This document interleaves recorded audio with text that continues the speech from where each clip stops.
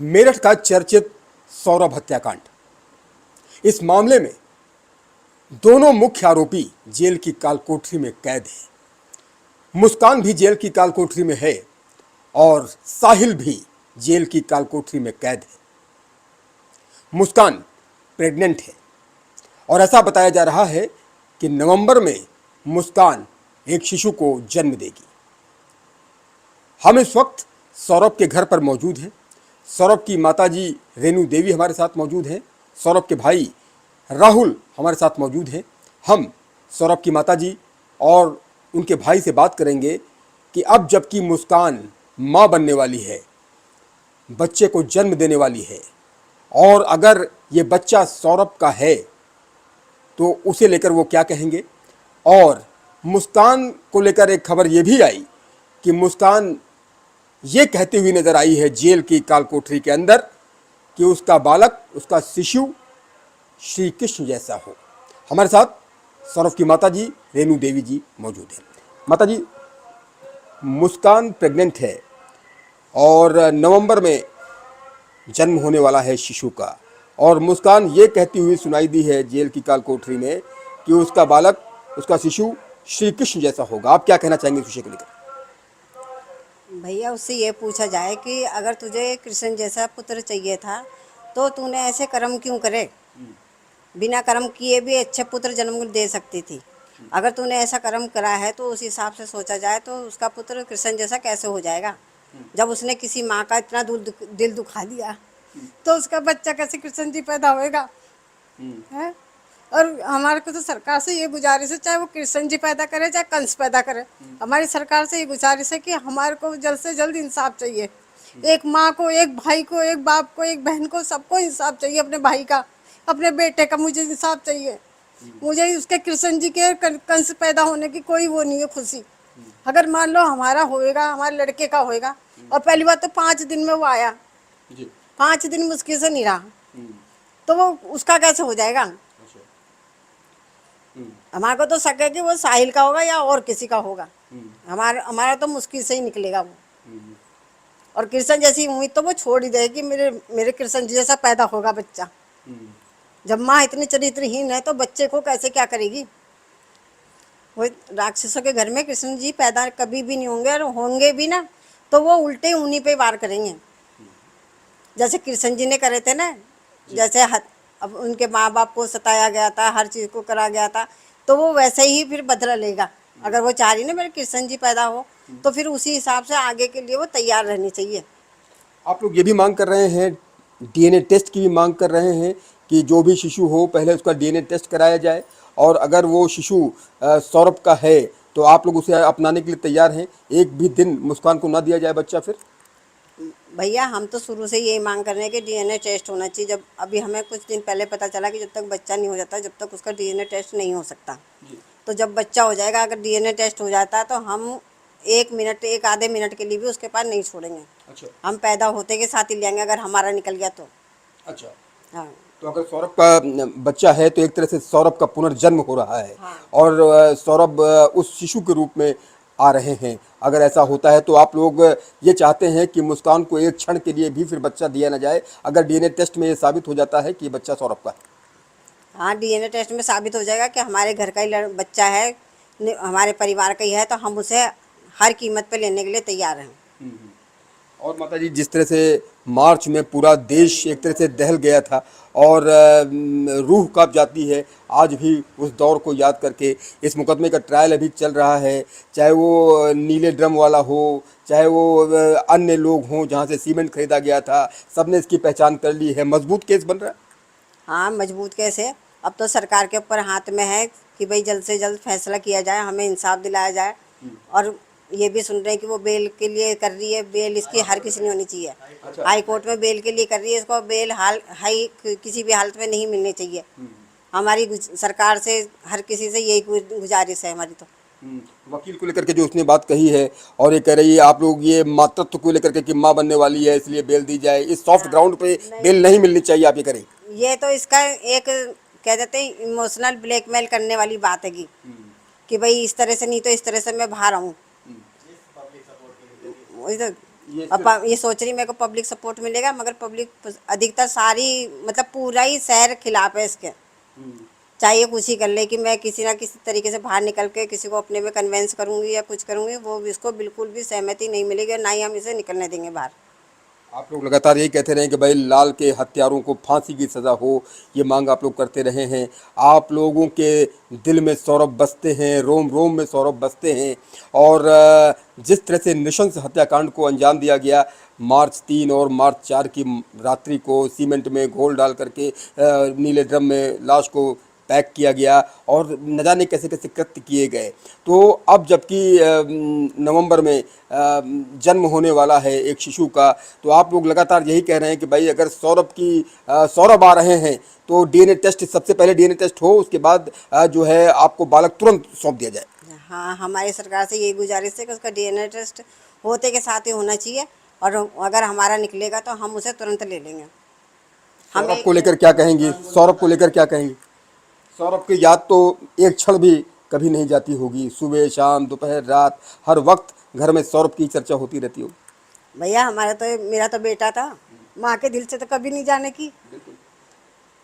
जिसको जो है गोद में खिलाया, बड़ा किया, लंदन तक पहुंचाया, और इस तरह से नृशंस हत्याकांड की भेंट वो चढ़ गया, तो ऐसे हत्या आरोपियों को कड़ी से कड़ी सजा मिले।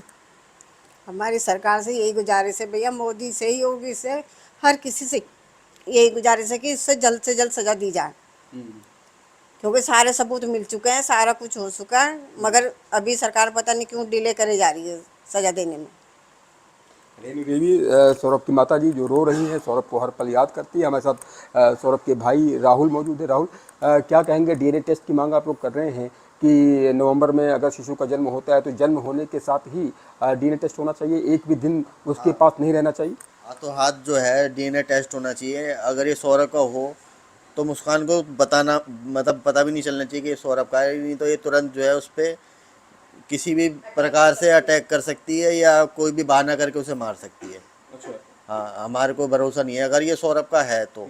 अगर ये सौरभ का नहीं है तो हमारे को उससे कोई मतलब नहीं होगा। और आप ये भी कह रहे हैं कि अगर वो सौरभ का बच्चा है तो आप लोग उसको पहले दिन से पालेंगे।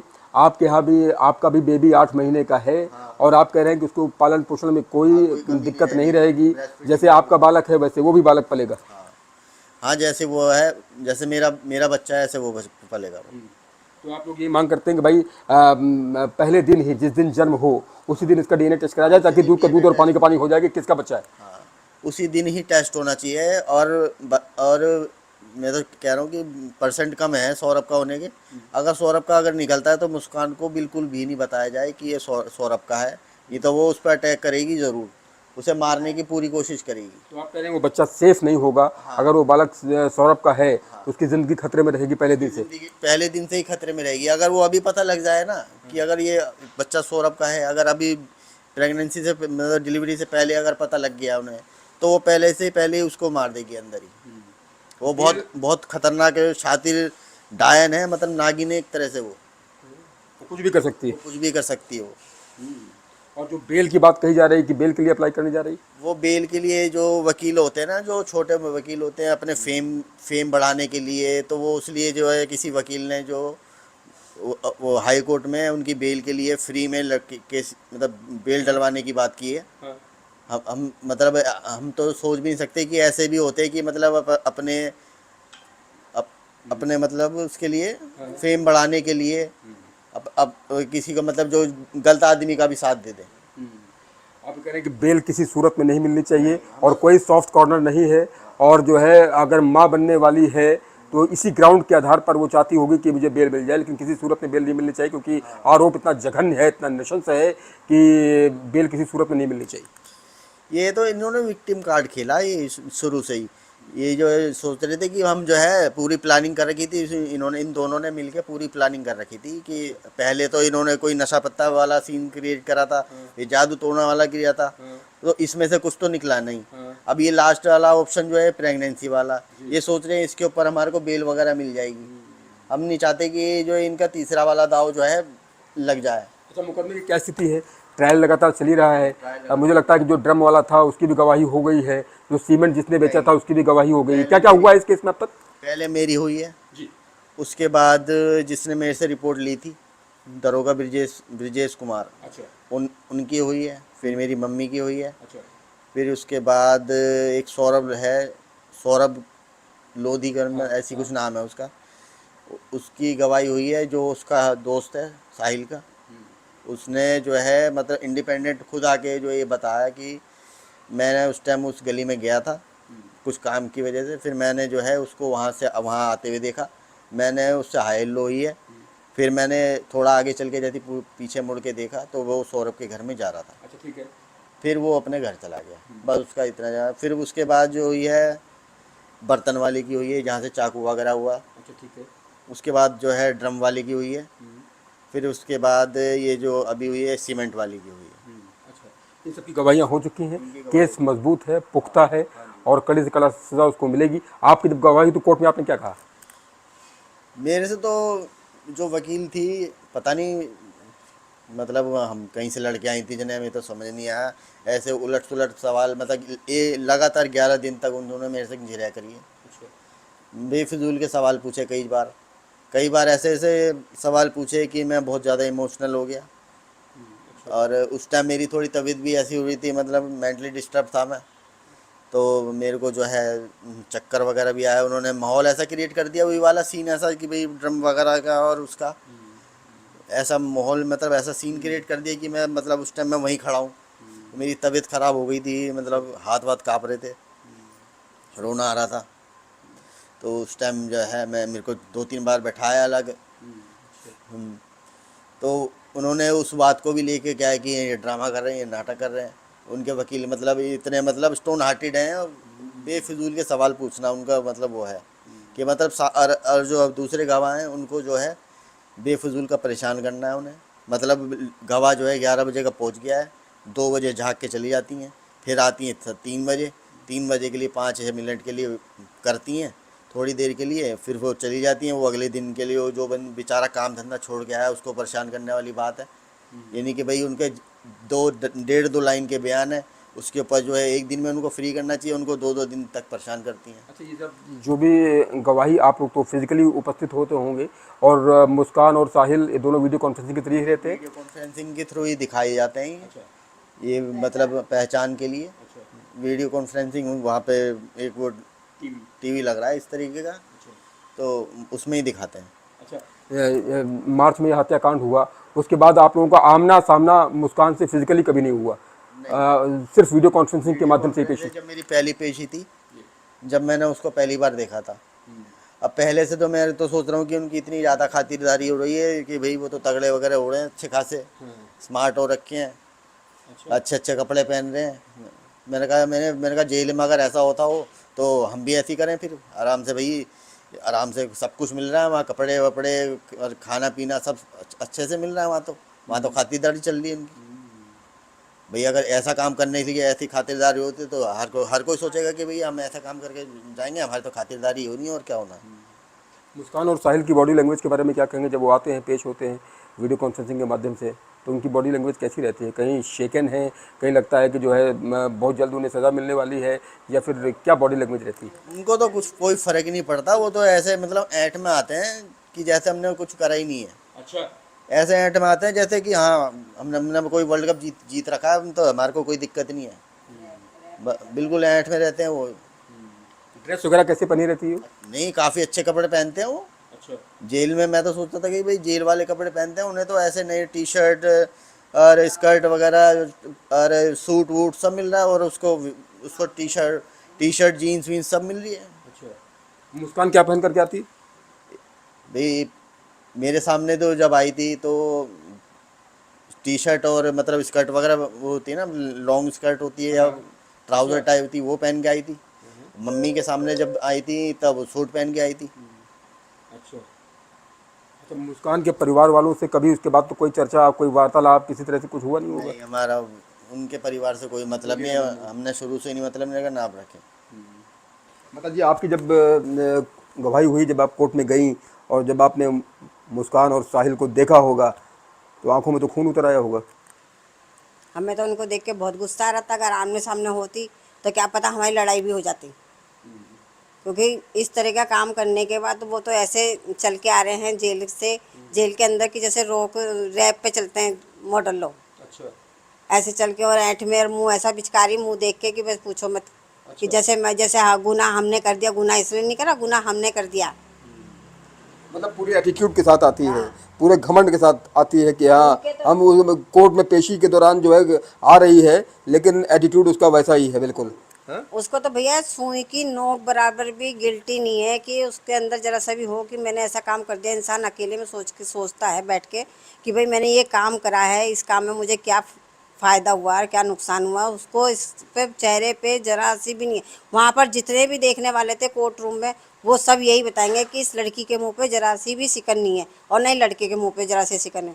कोर्ट रूम का एक एक बंदा यही बोल रहा था कि भाई ये लड़की और लड़के कैसे हैं, इनके मुंह पे एक भी नहीं है। अकेले में बैठ के ये कभी सोचते नहीं है कि भाई हमने इतना बुरा काम कर दिया। अब हमसे ही कोई बुरा काम हो जाता तो हम कभी सोचते बैठ के कि हमने किसी भी इंसान का इतना दिल दुखा दिया, हमें दुखाना नहीं चाहिए था। और वो तो इतना जघन्य अपराध करके उसके मुंह पे एक जरा सी सिकन भी नहीं है, तो ऐसे लड़का लड़की को क्या करा जाएगा। उनको तो दुनिया पे बोझ ही है वो तो। उनको तो सरकार को जल्द से जल्द हटा देना चाहिए। साहिल के बारे में बताइए। साहिल जब आता है पेशी पर वीडियो कॉन्फ्रेंसिंग में, उसकी बॉडी लैंग्वेज कैसी रहती है, कैसा उसका भाव रूप रहता है? उसका तो ऐसा रहता है भैया जैसे वो तो रैप में घूम रहा है, जैसे मॉडलिंग कर रहा है जैसे। लंबे ऐसे में बाल अभी भी रखे हुए उसने? नहीं, अब तो जेल वालों ने कटवा दिए थे। जेल में सुना था कि पिटाई हुई थी, जेलियों ने करा था उनकी पिटाई, तो इस मारे बाल कटा दिए थे उसके। अच्छा, अब लंबे में बाल नहीं है उसके? नहीं, अब लंबे लंबा बाल टीका लगाता था और हाँ? अब कुछ नहीं है उसके। अब तो छोटे छोटे बाल रख रखे हैं और ऐसे ही आता है वो। अच्छा अच्छा। मुस्कान यहाँ जिस घर में हम लोग बैठे हुए हैं, यहाँ कितने दिन रही होगी शादी के बाद? यहाँ पर तो 1-1.5 साल थी मुश्किल से। अच्छा, एक उसमें भी लड़ाई दंगा करना कि मुझे अलग रहना है, ये करना है, वो करना है, यहाँ पाबंदी में नहीं रहना है मुझे। और पाबंदी भैया देखो किस चीज़ की होती है। पाबंदी तो कैसी घर पाबंदी में नहीं रहना, क्या कहती थी? घर गृहस्थी में देखो हर कोई होता है कि हर वक्त बाजार में घूमना और अलग तरह की ड्रेस पहनना। भाई मोहल्ले का ही फ़र्क पड़ता है, हर चीज़ का फ़र्क पड़ता है। तो भाई बहुएं तो बहुएं के हिसाब से रहेगी। सूट वगैरह के उनमें छूट दे रखी थी कि भाई सूट वगैरह पहन लो, जो तुम्हारा जी करे वो पहन लो, मगर ये नहीं कि बेढंगे से कपड़े पहन लो तो दूसरे लोग क्या कहेंगे। और अभी भी पहनावा ओढ़ावा वैसे ही है जैसे यहाँ मांग करती थी कि हमें जीन्स पहनना है, टी शर्ट पहनना है। जैसे भाई साहब बता रहे थे कि टी शर्ट पहन करके कॉन्फ्रेंसिंग की वीडियो कॉन्फ्रेंसिंग के दौरान आई। वहाँ तो जो मर्जी पहन के आ जा रही है वो, उस वहाँ पर तो उसकी कोई लगाम ही नहीं है। और चेहरे पर माथे पर कोई शिकन नहीं? नहीं, चेहरे पे तो ना उसके तो इस सुई की नोक बराबर भी उसके सिकन नहीं है कि सुई की नोक बराबर भी सिकन हो चेहरे पे कि मैंने इतना बुरा काम कर दिया। अरे जब तुम उसकी आदमी की नहीं हुई, जो तुम्हारा खर्चा चला रहा था, तुम्हारे पियर वालों तक का खर्चा चला रहा था, सब कुछ कर रहा था, जब तुम उसकी नहीं हुई तो दूसरे लड़के पाल के तुम उसकी कैसे बन जाओगी। तो आप ये मांग करती हैं कि जल्द से जल्द इसमें ट्रायल हो और सज़ा मिले? जल्द से जल्द इनको सज़ा मिलनी चाहिए। और आगे जो भी वकील बेल के लिए अर्जी डाल रहे हैं वो भी सोच समझ कर डालें कि इतना जघन्य अपराध करने के बाद मैं ये केस क्यों ले रहा हूँ और क्यों बेल डाल रहा हूँ। और उस परिवार से तो जाके एक बार मिलना चाहिए, उससे आकर पूछना चाहिए हमारे से कि माता जी ऐसी बात है और बेल डाली जा रही है, क्या केस है क्या नहीं है। पूरा केस पूरी दुनिया के देश विदेश में सब तरफ फैला हुआ, ऐसी कोई बात छुपी भी नहीं है कि हमारी कोई बात छुपी भी है। उसको बेल हर कीमत पे होनी नहीं चाहिए।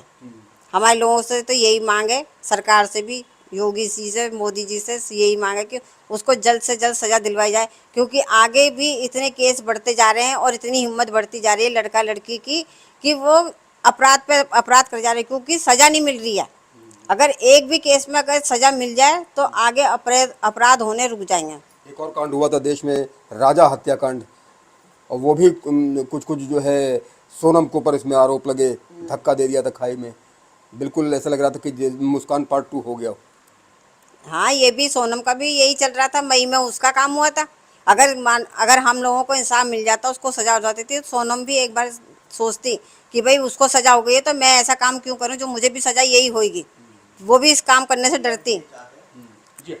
हम तो ये चाहते हैं अगर हमारे केस में अगर इन इन लोगों को फांसी हो जाती है तो एक मिसाल हो जाएगी कि आगे आने वाले समय में लोग जो है 10 बार सोचेंगे कि ये काम करने से पहले जो है फांसी हो जाएगी। जैसे एक और हत्याकांड हुआ था, राजा हत्याकांड का, राजा हो गया और वो भी कुछ ही दिनों बाद ही हो गया। कुछ ही दिनों बाद हो गया। और अभी फिलहाल अभी अलवर में हुआ है ये केस, जो ड्रम वाला केस हुआ है और चंडीगढ़ में हुआ है ड्रम वाला केस, ये उसके बाद जो हमारे केस के बाद जो सिलसिला चालू हुआ है ना, इसे बंद करने का एक ही तरीका है, इन दोनों को फांसी दे दो, ये सिलसिला यहीं रुक जाएगा। बहुत बहुत धन्यवाद आपका राहुल और रेणु देवी जी, सौरभ की माता जी, सौरभ के भाई, जिन्होंने बताया कि इस पूरे मामले में जल्द से जल्द सज़ा मिलनी चाहिए। डीएनए जांच उस बच्चे की होनी चाहिए जिसका जन्म नवंबर में होने वाला है, और डीएनए जांच में अगर वो सौरभ का अंश है, सौरभ का बच्चा है, तो उसे इस परिवार को सौंप देना चाहिए, रेणु देवी जी के परिवार को सौंप देना चाहिए। वो उसको पालेंगे, बढ़ाएंगे। लेकिन अगर वो सौरभ को नहीं, तो इनसे कोई लेना देना इसका नहीं है, और डीएनए की जांच गुप्त होनी चाहिए, ऐसा कहना है राहुल का, जो सौरभ के भाई हैं। उनका कहना है कि अगर वो मालूम चल गया उसको, मुस्कान को, कि ये बच्चा सौरभ का है, तो वो जेल के अंदर भी कुछ भी कर सकती है। तो निश्चित तौर पर इस पूरे मामले पर सभी की निगाहें हैं, और जिस तरह से सौरभ की नृशंस हत्या हुई, जिस तरह से पूरा देश इस हत्याकांड से हिल गया, सज़ा भी ऐसी होनी चाहिए कि देश के कोने कोने में एक मिसाल पेश हो, और उसको कड़ी से कड़ी सज़ा मिलेगी। अपने कैमरा सहयोगी प्रेम के साथ उमेश श्रीवास्तव, न्यूज़ 18 मेरठ।